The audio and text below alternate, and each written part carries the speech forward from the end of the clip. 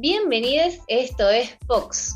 Y hoy, finalmente, en el primer programa de la temporada 2021, puedo cambiar un poco el speech y decirles que Poco Ortodoxas es un programa que hacemos 4 mujeres economistas, con la idea de sacar la academia de la universidad y llevarlas a las calles. Por eso, todos los martes a las 20 horas, tenemos una cita para charlar de los temas destacados de la semana, intentando aportar una visión académica al día a día.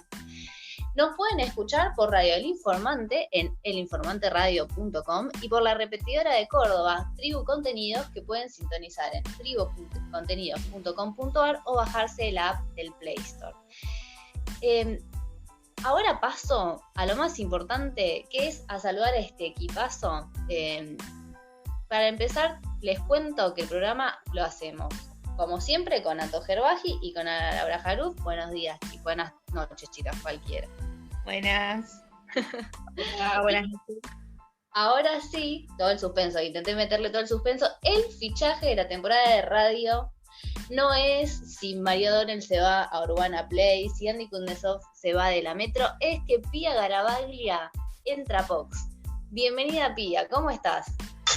Muchas gracias, buenas noches. Qué honor sumarme a este equipo. Un honor para nosotras compartirlo. Y vamos a tener un programa súper ajustado porque tiene mucho contenido, así que sin más preámbulos me presento. Yo soy Noelia Méndez Santolaria y les doy la bienvenida a un programa donde vamos a estar charlando sobre el viaje de Alberto a México, las nuevas leyes que garantizan los productos para la gestión menstrual, la actualidad de la economía argentina y una entrevista con Rodolfo Treber que hicimos la temporada pasada, pero que no pierde vigencia. No se la pierdan, escúchenla. Vamos de una a la consigna. ¿Qué les parece, chicas? Buenísimo. Bueno, hoy, viene con una consigna que vamos a necesitar que los oyentes participen porque queremos hacer una playlist colaborativa para los extraterrestres, así como me están escuchando. Tranqui. Y no, sí, me recargué, me vine con todo de las vacaciones, pero esto no lo saco de cualquier lado. La NASA puso en el espacio un satélite que reproduce música, que suena en el espacio para que los extraterrestres, si hay alguna forma de vida inteligente, conozca a la humanidad. Pero están teniendo un pequeño problema con un concepto económico que es el del que vamos a estar hablando hoy, que se llama muestra representativa. Una muestra representativa es una pequeña cantidad de observaciones que refleja con la mayor precisión posible a un grupo más grande, a la población que se pretende estudiar. ¿Qué quiere decir esto? Vamos a ir a un ejemplo, un ejemplo práctico de la economía. Por ejemplo, cada 10 años se hace un censo poblacional, pero no tenemos los recursos para hacer todos los años este censo. Y entonces los economistas tomamos cada 3 meses una muestra de personas que tengan ciertas características que puedan representar a un grupo mayor y sacamos conclusiones sobre ese grupo mayor mediante métodos estadísticos de expansión. Esto es lo que hace, por ejemplo, la EPH, que es una encuesta trimestral que se hace en los principales aglomerados urbanos. Y no es que, por ejemplo, encuestan a todas las personas de la capital, sino que van a determinadas viviendas y a determinados hogares con características que representan a varios hogares. Por ejemplo, un hogar del centro porteño va a representar a la comuna de Valvanera, por decirles, darles un ejemplo. Ahora, esto parece difícil, pero si armamos la playlist, les juro que va a ser mucho más fácil. Porque si queremos explicarle a un extraterrestre quiénes somos, no lo podemos tener toda la vida escuchando temas musicales. Entonces, tendríamos que ponernos de acuerdo qué temas nos representan como humanidad. Y acá en Vox, seguro que si nos preguntan por temas económicos, le preguntan a Ana por temas económicos, seguro que le va a dar una respuesta que nos represente a mí, a Pía, a Antonella. Por ahí tenemos alguna diferencia, pero vamos a estar más o menos en la misma sintonía. Ahora, si nos llegan a preguntar sobre gustos musicales, se arma la polémica. Porque para mí una lista representativa de la humanidad tiene que estar Maluma. Y sí. Bueno, ponele. Vamos a tener problemas, ¿no? Qué picante que se vino la nueva integrante. Pero para mí... Pero chicas, es el artista del momento, tiene un éxito atrás del otro y además creo que representa, bueno, lo mejor que podemos hacer en términos de humanidad.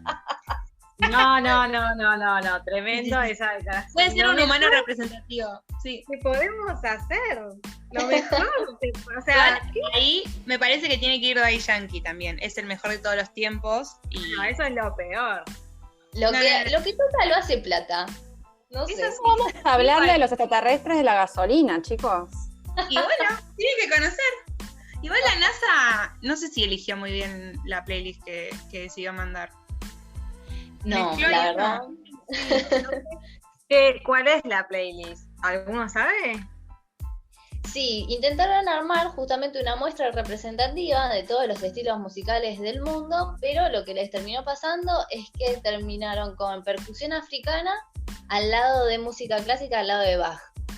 Y Es que saben que estaba justamente, mientras hablábamos de esto, pensando que perdón, no quiero ser condescendiente, que la música africana tenía que estar y que seguramente nosotras ni lo pensábamos y que no podía faltar música clásica. Yo pondría a Beethoven y Bach también ahí arriba. Y bueno, Y Daddy Yankee al lado de Bach. O sea que... No. ¿cómo Con lo eso vas a nos hacer afuera de espantamos. igual? Con eso nos quedamos solos en la galaxia. No. Creo que Pero como bueno, ser representativo de la onda rockera y del lenguaje del amor, tenemos que incluir a los Beatles, por favor. Es verdad, estoy de acuerdo. estoy de acuerdo, sí. Bueno, podemos ver qué piensan nuestros oyentes, ¿no? Haciendo una playlist Sí. colaborativa en Spotify.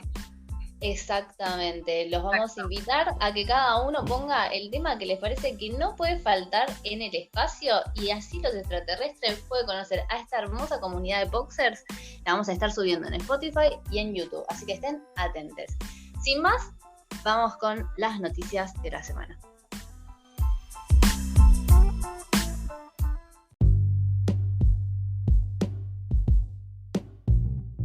Y nos adentramos ahora en lo que es el tema de la semana. En realidad hay varios, pero bueno, me voy a concentrar en lo que fue la actividad económica que se conocieron los datos ya de cierre de todo el 2020. Les quiero preguntar a ustedes, chicas, ¿qué pensaban que iba a pasar con el PBI, con la actividad en este año de cuarentena y de estar encerrados? Díganme, sean sinceras, por favor. Yo esperaba un número mucho peor que el que salió. No, decían nunca fue número, que todavía no le dijimos Bueno. a los oyentes que era un número. Gente, no sé, 15, 20, 25. ¿Cuál te gusta? Bueno. Me No, gusta yo lo que iba a mucho, decir era que estábamos muy pesimistas. Creo que era diferente si nos preguntabas en marzo, pleno abril. lockdown, en abril, era el apocalipsis y después como que nos fuimos como acomodando, me sí. parece. Exacto. Al final, la caída del 2020 fue de 10%. Mucha gente pensaba que iba a estar más cerca del 20%. Para mí, en ese momento, yo creo que lo que tuviste, ¿no?, fue un sesgo en donde pusiste más importancia en el presente que en el futuro, porque la cuarentena después se fue achicando y por ende las actividades económicas retornando a su actividad, lo que hizo que en total la caída no excediera al 10% e incluso fue menor que lo que había pasado después de la crisis del 2001, que estuvo cerca del 11%. Ese era un poco el debate durante todo este año. Obviamente que las caídas más fuertes se habían dado durante el mes de abril y mayo, que fue la cuarentena más estricta, donde hubo caídas del 26,4 y del 20,6. Y lo que sí me parece importante, y que también lo mencionó en el día de ayer el presidente en la apertura de sesiones legislativas, es que la recuperación, a mi entender, también se está dando más rápida de lo que parecía. No sé si esto se va a estabilizar así, pero bueno, por ejemplo, como para mencionar un dato, en el último trimestre del año, las ventas de electrodomésticos y artículos para el hogar tuvieron una facturación récord donde aumentaron 66,8%. A una inflación que si se toma el último trimestre debe estar cerca del 10-15%, con lo cual es un muy buen valor, aunque en mi opinión también podría ser que uno ya se está anticipando a la futura inflación, entonces adelanta consumo. Pero bueno, todo el sector comercio, digamos, tuvo en el último mes del año un crecimiento interanual de 10,7%, y la intermediación financiera también, como siempre, subió un 11%. Luego, bueno, hubo algunas industrias o sectores dispares, pero ayer también mencionaba Alberto que lo que es el empleo en la industria ya recuperó los niveles, o sea, todos los empleos que se habían perdido por la cuarentena fueron recuperados. Tenía que chequearlo. Pero bueno, no sé ustedes qué opinan, pero yo tengo cierto optimismo, por lo menos yo por este te año. voy a decir algo que por ahí te pincha un poco el globo, pero hay que tener cuidado con lo interanual, porque si nos podemos a ver el último trimestre del 2019, o sea, fue muy malo, muy malo. Veníamos de una crisis, veníamos con muy malos valores, entonces igual no le quita mérito porque realmente este año de pandemia y de falta de actividad, ya te digo, a mí me preguntabas en abril y era el apocalipsis, esto es una muy buena noticia. Ahora, estamos comparando con un muy mal año. Está bien, pero imagínate el mal año que fue el 2019, pero todos anticipaban que el 2020 por la pandemia iba a ser muchísimo peor, y a pesar de eso tuvimos aumentos, con lo cual me parece que es un buen número, y también lo que es interesante es comparar qué fue lo que estuvo pasando con otros países de la región. Por ejemplo, el mejor rendimiento, que fue la menor caída, fue para el caso de Brasil, que tuvo una caída de 4,5, pero ¿qué pasa? Eso se compara, o yo por lo menos me gusta compararlo, con cuánto fue la ayuda fiscal que el gobierno dio, porque hay una relación bastante cerca. Y en ese caso, el estímulo fiscal en Brasil fue de 14,5, mientras que Argentina fue de 5,7, con lo cual de alguna manera se entiende que haya habido esa diferencia. Y de la región, el peor país fue Perú, con una caída de 12, a pesar... Bueno, ya esto contradice lo que estoy diciendo, a pesar de que el estímulo fiscal fue del 15%, así que ahí hubo otros problemas. No, bueno, pero es muy importante. Sí, Brasil fue muy criticado también por cómo gestionó la pandemia, así que ese número, o sea, no hizo prácticamente cuarentena, fue un país que del lado de la salud no le dio bola y le dio toda la bola quizás a la economía. ¿Vieron cuando está esa dicotomía entre salud y economía? Sí, exacto. Y me parece que estos números también están buenos para ver qué tan eficiente fue el estímulo fiscal, ¿no? Porque eso también es algo a tener en cuenta, no solo cuánto se gasta, sino cómo se gasta y que llega donde tiene que llegar para reactivar los sectores de la economía. Claro. Bueno, Argentina, si uno toma algunos países de la región, fue el que menos estímulo dio, se entiende, teníamos que hacer una reestructuración, la capacidad era mucho menos que la de otros países, así que eso, bueno, tuvo su costo en esta caída del PBI.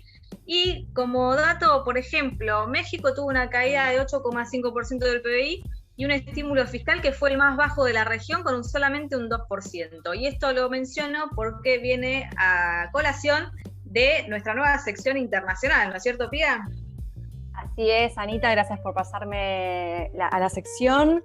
Les comento, vamos a agregar entonces la sección internacional. La idea de este aporte sería poder contribuir de alguna forma a esta disyuntiva que tiene Argentina sobre qué lugar va a ocupar en el mundo. Entonces, intentaremos dilucidar un poquito sobre qué vínculo tiene con el resto de los países y al mismo tiempo informarnos un poquito más sobre los avances de los mismos. Así que, ¿por qué hablamos de México? Como sabrán, la semana pasada nuestra Presidenta de la Nación ha realizado una visita, se ha reunido con López Obrador, que es el presidente mexicano, y comentarles un poquito de México, a qué se dedica, con qué finalidades que fue Alberto Fernández para allá. México se dedica esencialmente a la exportación, en eso tenemos un vínculo bastante parecido, se dedica más que nada a comercializar petróleo, vehículos automotrices y luego lo que es más materia prima, lo que es cobre y oro, ¿sí? ¿Por qué es que Alberto fue a México la semana pasada? Tuvo dos fines o dos objetivos, si bien hubo un acto para celebrar los 200 años de la independencia de México, también intentaron hacer una visita para colaborar en conjunto con la producción de vacunas. Argentina está realizando una producción de vacunas de la AstraZeneca y están haciendo un convenio para que México las pueda ensamblar. Entonces Alberto realizó una visita al laboratorio Leomont, donde las mismas son envasadas, y al mismo tiempo sabemos que esto es una parte de todos los tratados que está haciendo bilaterales Argentina para poder colaborar con la producción y otorgamiento de vacunas. De hecho, para citar una de las líneas que estuvieron haciendo los dos presidentes, dicen que los gobiernos argentino y mexicano están preocupados por la desigualdad que existe en el reparto de las mismas, ya que solo 10 países han obtenido el 75% de las dosis y 130 países no han recibido ninguna. Así que está bueno, me parece, que puedan de alguna forma colaborar en conjunto para que la asignación sea un poquito más equitativa en la región latinoamericana. Y que te interrumpa ahí, pero es novedoso esta relación bilateral con México y este fuerte vínculo entre Alberto y López Obrador, ¿no? Porque yo me acuerdo que por mucho tiempo estuvimos afuera del ALCA y eso también nos dejó un poco afuera también del vínculo con México en lo económico. Así es, de hecho el ALCA, por las dudas para las que no saben, es el convenio que tiene comercial de México con la región de Norteamérica. Lo novedoso, lo innovador de esta visita también radica en el acuerdo bilateral de comercio que están cimentando los dos países, dado que uno de los objetivos principales, de hecho por eso también Alberto agregó una comitiva con Guzmán y con Cecilia Todesca, que es empezar a exportar productos cárnicos, ¿sí? Que si bien ya México lo está haciendo con Uruguay y con Paraguay, a Argentina le significa una apertura comercial importante. La población de México ronda los 127 millones, con lo cual se entiende que es un mercado más que atractivo. Luego también se hicieron unos acuerdos más satélites con por ejemplo, porotos negros, y también la adaptación de la metodología de las silobolsas, que permitiría, en cierta forma, también una eventual exportación de otros productos que se puedan conservar de una forma más eficiente. Pero bueno, sí, como dice Noé, esto es un hito, que puede, si bien no se terminó de formalizar, podría significar un avance muy importante en las relaciones comerciales con este país. ¿Qué les parece? Buenas noticias en general, sí. Ya nos traes. Qué bueno recibirte así, con cosas buenas. Esperemos que sea así, esperemos que sí. Más te vale que venga siempre con buenas noticias. Solo tenemos buenas noticias. Nada. Lo intentaremos. Cuánta presión. Yo tengo más buenas noticias. Si quieren, se las cuento en el Abro Hilo. Dale. Vale.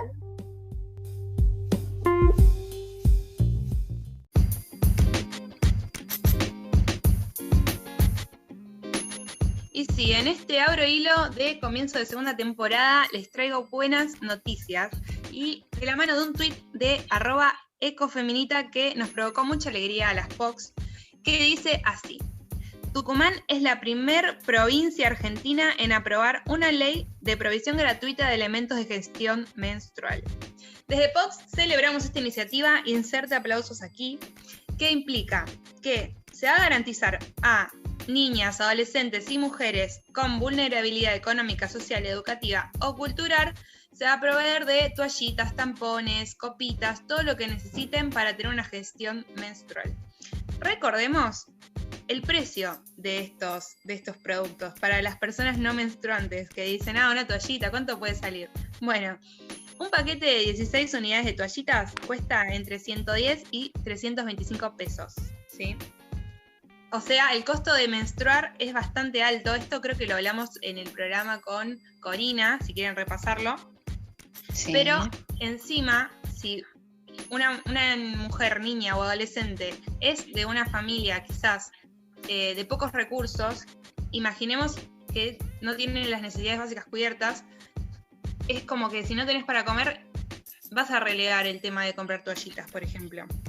Se te genera ahí un problema que ya pasa a lo que es salud, porque al no tener los recursos para comprar estos productos, algunas mujeres recurren o a usar más tiempo del recomendado del mismo producto o a recurrir a elementos no seguros como pueden ser pedazos de tela o cosas que no son recomendables. Sí, perdón, quiero agregar que además de eso, llegado a un caso extremo, esa persona puede o optar por o no ir a trabajar o no ir al colegio, Claro. en el caso de las niñas, porque, bueno, no tiene la forma de evitar Mancharse en público. Exactamente. Exactamente, iba justo a tirar ese número, Ana. El 20% de las niñas y adolescentes que tienen dificultades para acceder a estos productos básicos terminan faltando a la escuela, lo cual es sin educación va a ser peor la desigualdad que ya te genera tener que gastar en estos productos. Así que tenemos un impacto por el lado de la salud, por el lado de la educación y por el lado de la economía. Yo quiero agregar un lado que es el ecológico, porque también entran las copas menstruales, que lo que tienen de ventaja es que son más amigables para el ambiente, pero son carísimas. Claro, y no son para, o sea, no es para cualquiera. Yo fomento Pero la pará. copa menstrual. Sí, No, pregunta, ¿cuánto sale la copa? 1.200. Está bien, pero dura si te 10 pones a años. pensar, claro, eso, al año ya cubriste el costo comparativo, el costo de oportunidad de las toallitas. Claro, Sí, el bueno, tema es que pero jamás juntar 1.200 pesos de una no es tan fácil como juntar Claro, 100. una persona de bajos recursos quizás opta por una opción que Claro. menos Eso- tiempo, pero sí. Y yo voy a sí, agregar pero- algo. Es difícil encontrar la copa que se adapta a tu cuerpo. O sea, que necesitas 2.200 por ahí en más de una oportunidad para encontrarle la vuelta. Copas. Bueno, puede ser. No todo el mundo se adapta igual a la copa. Yo me parece que es una gran opción, pero también necesita la educación pertinente para su uso. Y quizás el Estado podría fomentar más el uso de las copas. Estoy totalmente de acuerdo. Un dato que les quiero tirar, que me parece que ahí la provincia de Tucumán estuvo muy acertada, es que la compra o adquisición de estos elementos de gestión menstrual que se van a proveer a estas mujeres de escasos recursos, deberá ser, de preferencia, se le deberán comprar a empresas locales que lo fabriquen. Así que vemos un impacto ahí también en el desarrollo local, que me parece que es muy destacable. Bueno, cuando les contesto a las chicas, yo en mi cabeza reflexioné que si los condones, voy a decir condones, quedó re mexicana, pero si los profilácticos o preservativos son gratis, ¿cómo puede ser que las toallitas o copitas o tampones no sean gratis? Con lo básico que son para una mujer cada mes. Y Sí, tal cual. ahí algunas saltaron y no sabían que eran gratis. Así que No, les yo voy a... sí sabía que eran gratis, o sea que en cualquier hospital público te los pueden proveer, pero vos nos citaste el dato. Claro, Las obras sociales también te lo tienen que bancar, te lo tienen que reintegrar. Yo no No tenía hace la falta menor ir. idea de esto. No hace falta ir al hospital, que quizás uno nunca está de paso en un hospital como para ir a buscar, o no, se le Y además ocurre. es como, o sea, al hospital público sabemos que le faltan recursos y bueno, uno dice, bueno, voy a pagármelo yo para no sacarle recursos al hospital público. No, señora, acá tiene una buena manera de hacer uso de lo que paga de... Claro, de su de obra prepaga u obra social están obligados a proveer a hombres y mujeres de preservativos.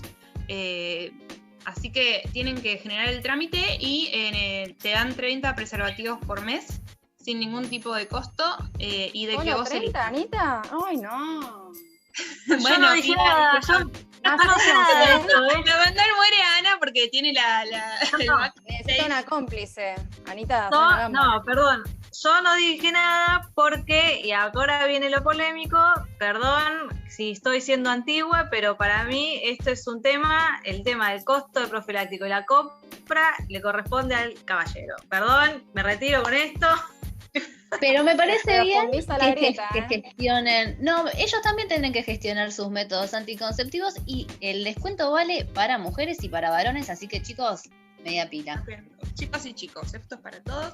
Y nada, nos vamos con esta buena noticia de que celebramos los productos de gestión menstrual que sean gratis en Tucumán y esperamos una política federal de gestión menstrual en el resto de las jurisdicciones. ¿Qué les parece si pasamos para la entrevista con Rodolfo Dreher, que está súper interesante? Dale. Vamos. Pero antes vamos a un tema musical.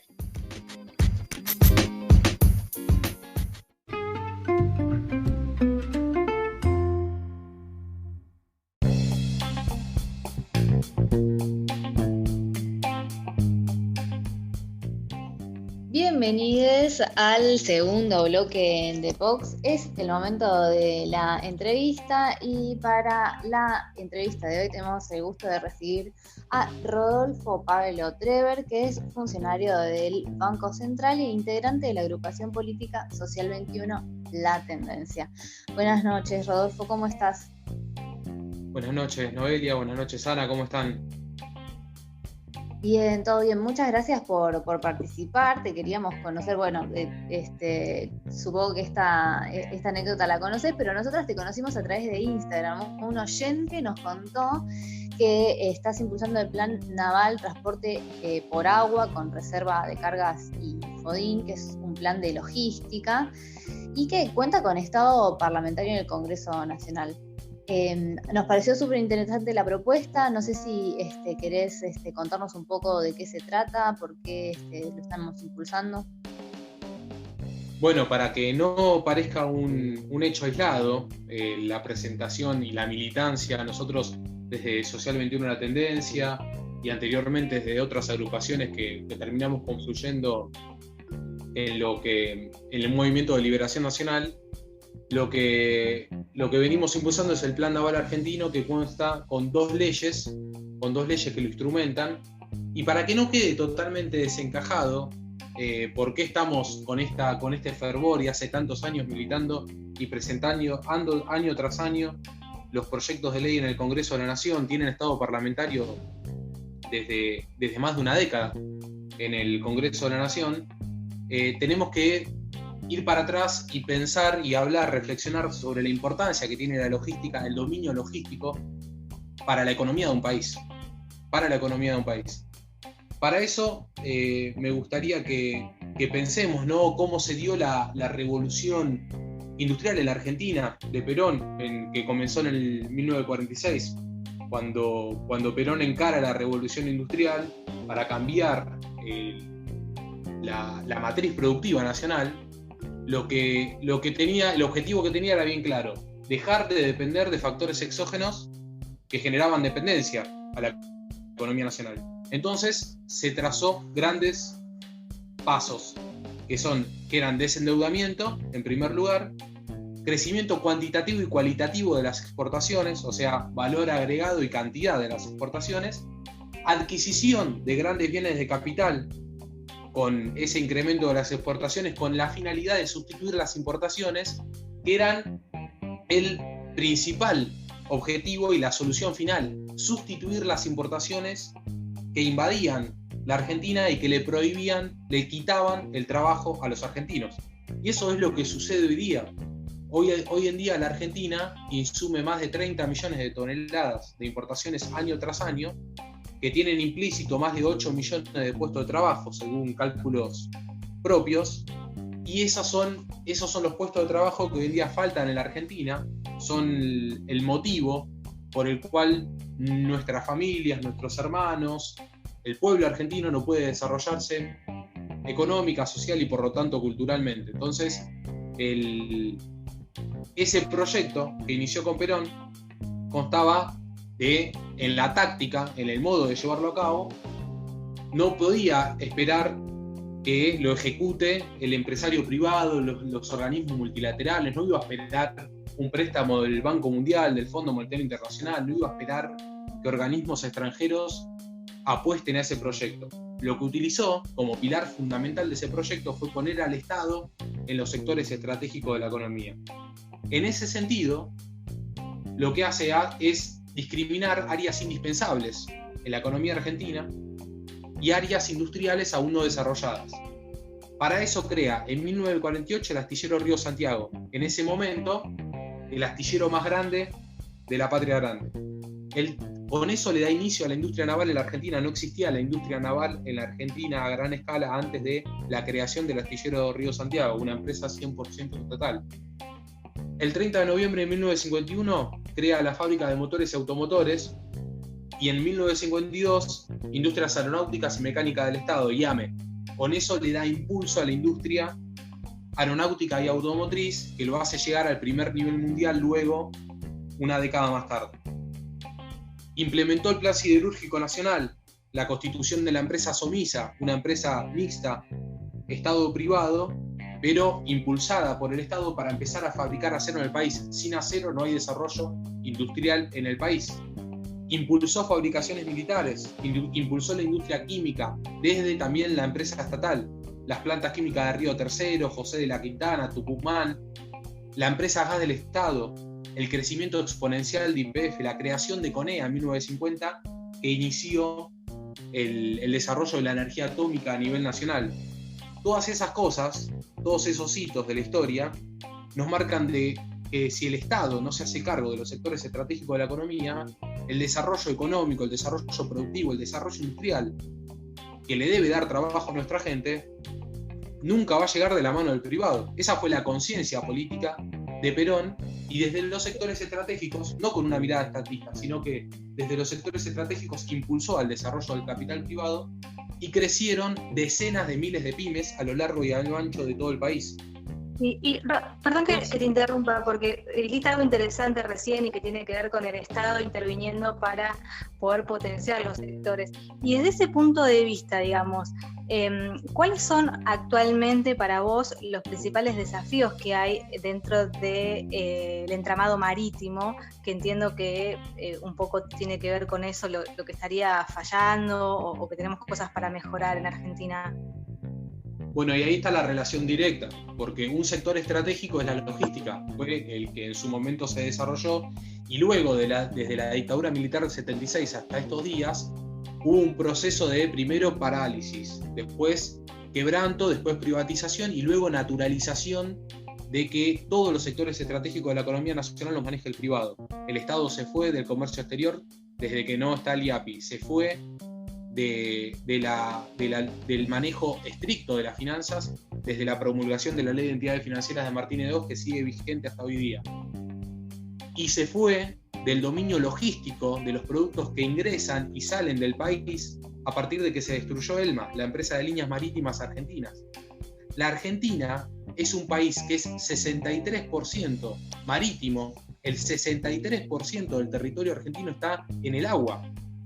Eso es un dato que pocos saben, y la Argentina, con un país estrictamente marítimo, que tiene rutas comerciales valiosísimas, no tiene hoy en día un buque navegando sus aguas, no tiene un buque con bandera nacional, no tiene un buque fabricado en astilleros nacionales, transitando, custodiando o transportando las mercaderías de la patria argentina. Entonces, la desregulación llega a un punto tal que los extranjeros explotan el caladero del Atlántico Sur, las rutas comerciales, mientras que en Panamá se cobran $250.000 como peaje para pasar el canal. Acá en Argentina el pasaje de Drake, el estrecho de Magallanes, se utilizan libremente y nadie paga nada.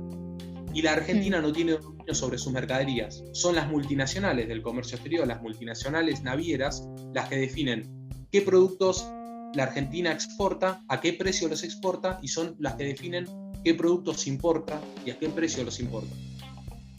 Esto que vos señalás de que todos los fletes que transportan mercaderías en nuestro país son extranjeros, es algo que también se da en el resto de Latinoamérica, y es algo que tiene que ver con una bandera en particular. No sé cómo ves la expansión de China al respecto, que compra algunos de los puertos más importantes del mundo. Así es el proceso de privatización de los puertos y la desregulación del transporte marítimo inició con Estados Unidos a la cabeza. Con las dictaduras financiadas por ese Estado en la década del 60, 70, la Patria Grande, pero hoy en día vemos que continúa con otra modalidad, quizás con una modalidad menos violenta, les puede gustar más a algunos, menos a otros, pero continúa, pero ya ahora con un mundo bipolar, con Estados Unidos que quiere seguir apropiándose de lo que considera su patio trasero, que es la Patria Grande, y con China, que ahora le viene a disputar el territorio, pero ninguno de los dos, en rigor de verdad, quiere un desarrollo nativo, quiere un desarrollo endógeno de los países de la Patria Grande. Solo eso se puede dar con independencia, solo eso se puede dar con un desarrollo propio de cada una de las patrias, con relación de fraternidad, con relación de cooperación, con solidaridad, pero no sometiéndose a que los puertos sean de una potencia extranjera, a que los buques sean de una potencia extranjera. Para centrarme más en el tema marítimo, hoy en día, el segundo gasto más importante de la balanza comercial argentina, el primero son las importaciones de las autopartes y la industria automotriz, que son más de 10.000 millones de dólares. Ahora, el segundo corresponde a algo que no se pone en los balances comerciales, que es el flete marítimo. Argentina paga anualmente de flete marítimo por sus importaciones y exportaciones. Al no tener buques de bandera nacional, paga 7.000 millones de dólares de flete marítimo. Paga 7.000 millones de dólares de flete marítimo, que está implícito en el precio. Baja el precio de las exportaciones por el flete marítimo extranjero y sube el precio de las importaciones por el flete marítimo extranjero. La tonelada de soja, transportar una tonelada de materia prima en promedio sale $30 la tonelada. Argentina exporta más de 120, 130 millones de toneladas. La cuenta es bastante sencilla. Y después, la tonelada de producto manufacturado de alto valor agregado, transportada en flete, vale más de $90.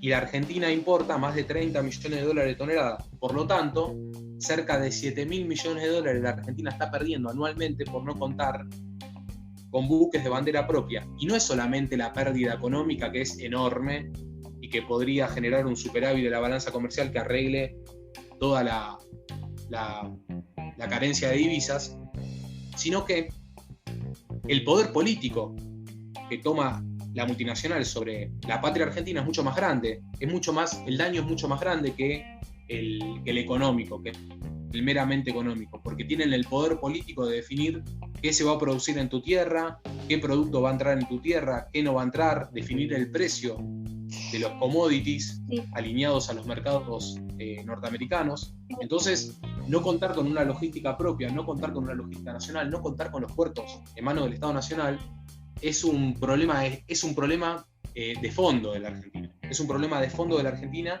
que pocas veces se pone sobre la mesa. Sí, Rodolfo, tengo una consulta. ¿Vos por qué crees que después de tantos años nadie, o sea, cuál es el rol de los privados en esto, digamos? ¿Ellos están conformes con que sea así? ¿Por qué crees que no se cambia, que no se toma una determinación en nacionalizar esto que vos comentás, justamente para conectarnos más con lo marítimo? Yo también tengo entendido que el costo, hay siempre una discusión que dicen es más caro llevar algo de Ushuaia a Buenos Aires que el comercio exterior, que llevarlo, no sé, a China. Entonces ahora con lo que vos me estás diciendo, no sé si eso es realmente así o no, que hay una disputa entre si sale más caro interna o externamente. Y por otra parte, ¿por qué crees entonces que se tarda tanto en tomar una decisión, quizás tan obvia ahora que te escucho, acerca de la nacionalización de estos sectores? Bueno, primero que las voces de los privados responden a una oligarquía que ya no es nacional.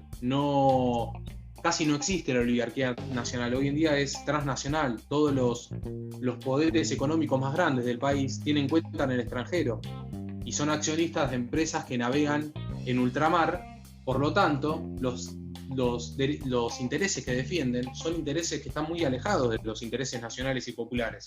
Entonces, cuando uno escucha a cualquiera de ellos conversar y hablar sobre las estructuras de costos de la economía local, del transporte, la inviabilidad de la Argentina, en realidad responde más a un interés que ellos ocultan, que es de seguir acumulando divisas en el extranjero. La fuga de capitales que hay producto de la ganancia en la Argentina y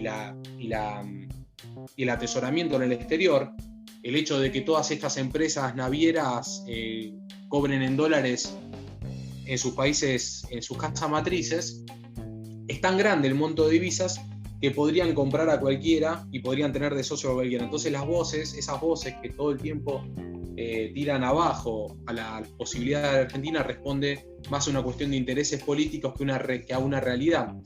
Para responder al costo del transporte de Ushuaia a Buenos Aires o de Buenos Aires a la China, hay que decir que esos costos inflados responden a los mismos puertos que están privados. Si el Estado no tiene manejo de los puertos, si el Estado no cobra impuestos por el flete marítimo, ¿qué costos tienes? Los costos los ponen ellos mismos.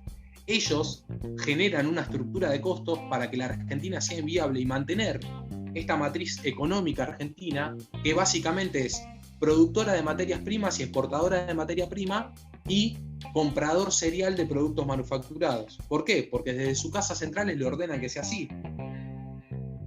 Es la división internacional y lo que se estableció en el consenso de Washington. La Argentina cumple el rol de un país semicolonial, neocolonial, como le quieran llamar, de producir materia prima para el mundo y comprar los productos manufacturados. Así, el resultado de la balanza comercial argentina en dólares casi siempre está equilibrado. Exporta 60.000 millones de dólares e importa más o menos 60.000 millones de dólares. Varían los gobiernos, pero más o menos son esas las cuentas. Ahora, cuando uno mide la economía en horas de trabajo, cuando mide los valores económicos en su verdadera dimensión, que son el trabajo que tiene implícito ese dólar, nos damos cuenta que exportamos casi nada de trabajo, no generamos nada de trabajo con las exportaciones, y cuando importamos los 60.000 millones de dólares de productos importados, estamos importando más de 8 millones de puestos de trabajo. Y ahí está el principal quebranto de la economía argentina, y ahí está el resultado nefasto de la matriz agroexportadora y la decisión de estos privados de hacer inviable al país para que nunca se pueda industrializar, porque tienen el interés de que nunca se industrialice, de permanecer y conservar este orden económico establecido. La verdad que re interesante lo que estás contando. Te voy a llevar un poco tiene que ver con el agua, pero otro tema, porque el agua empezó a cotizar en Wall Street y vimos que sacaste una nota sobre este tema. ¿Cuál es tu opinión de que se incluya este bien tan escaso en el mercado de futuros? Bueno, tiene que ver con el mismo objetivo que se empezaron a poner en los mercados otras materias primas que en su momento empezaban a escasear y que eran estratégicas para el desarrollo de los países.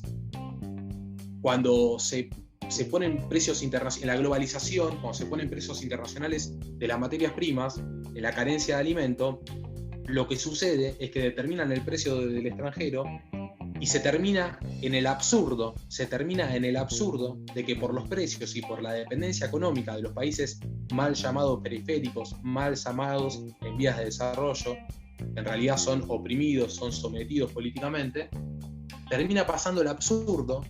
Argentina, que produce materias primas para alimentar a 470 millones de personas, pase hambre, tenga carencia de alimentos, que su población es 10 veces menor a lo que exporta de materias primas. Entonces el objetivo de la mercantilización de los recursos naturales tiene que ver directamente con la apropiación de eso y con generar dependencia a los países que tienen estos recursos. Por eso lo vemos como algo riesgoso y peligroso y como una amenaza cierta, la mercantilización del agua, porque si sucede lo mismo que sucede con los alimentos en la Argentina, que sucede con el litio en Bolivia, que sucede con el litio también en Chile, que sucede con las tierras cultivables de Brasil y los incendios provocados, si sucede lo mismo que las guerras permanentes y la fragmentación de los territorios por el petróleo en Medio Oriente, si sucede lo mismo que la guerra económica y física también que se le hace a Venezuela, el asedio a Venezuela por el petróleo, Argentina es un país que tiene mucha agua potable, es el tercer acuífero más grande del planeta Tierra, que comparte con Brasil y Paraguay. Entonces, es ampliamente riesgoso y nos urge, nos lleva, nos mueve a tener que militar como fuerza y a promover una unidad regional para enfrentarnos a esta amenaza, porque es una amenaza.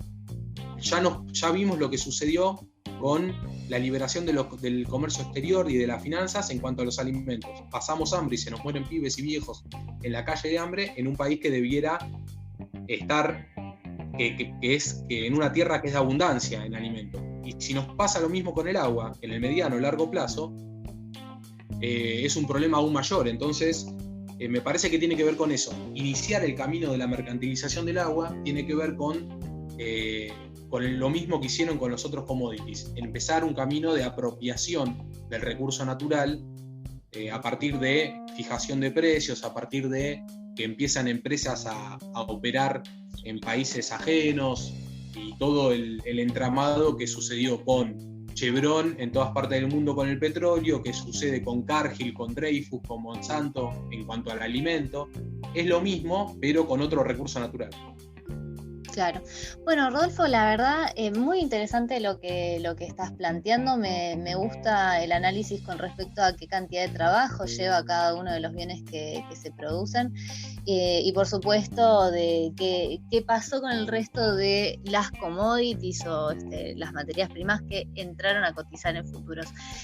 Tenemos que dejar acá porque se nos termina el tiempo, pero un gusto como siempre. Muchas gracias por haber participado. Muchas gracias a ustedes. El repaso es un repaso de los temas de forma muy general y totalmente dispuesto para entrar en detalle de cualquiera de ellos. Muchas gracias. Muchas gracias. Hasta luego.